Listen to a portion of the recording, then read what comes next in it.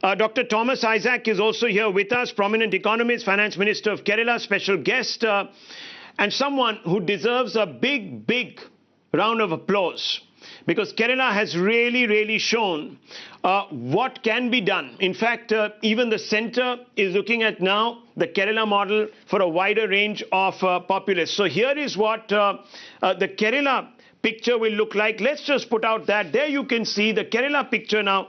If I were to extrapolate our projection for Kerala along two basic dates, the first date, of course, being May 3 and the second being May 14th. On May 3, we will have only 1501 infections. May 14th, only 1567 infections. So you can just see, even though 10 days will have passed, the number of infections would have barely increased. I mean, statistically, it's quite insignificant. So, Dr. Issac, first of all, how did you achieve this? And can your model be replicated across the length and breadth of this country? Why not? It can be done. If it can be done, one advantage we have a very robust public health system. Now, that cannot be replicated immediately. It's a historical legacy. But otherwise, the kind of intensive testing and tracing and quarantining and social distancing that has been pursued in Kerala very successfully, that can be replicated anywhere. Why not? Okay. So what is it that the Kerala government did effectively in the very beginning, given the fact that you had a transient population coming from abroad, where there was, of course, maximum exposure?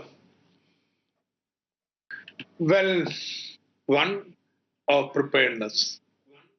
We were ready with our experience in Nipah outbreak in 2017. The moment we heard about the Wuhan outbreak, I knew that many of our Malayali students for medical studies would be coming back. We immediately had the control room in early March itself. And mock drills were conducted, protocols were drawn up, training was given, so much so that there was not a single spread, secondary spread from the Wuhan returnees. But then in March, things went out of hand because large number of people from Gulf and Europe came. And then the number of cases were almost doubling every 4 days. That's when, in fact, even for the national lockdown, we went to some very stringent measures. The most important was our, what we call the route map. Every positive patient, yes, the route map for the last fortnight is prepared, and every person who has been in contact with him traced.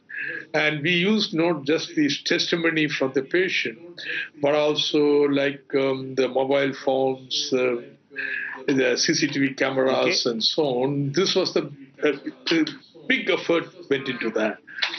And then test everybody. And anybody positive, put them in isolation ward, quarantine the others.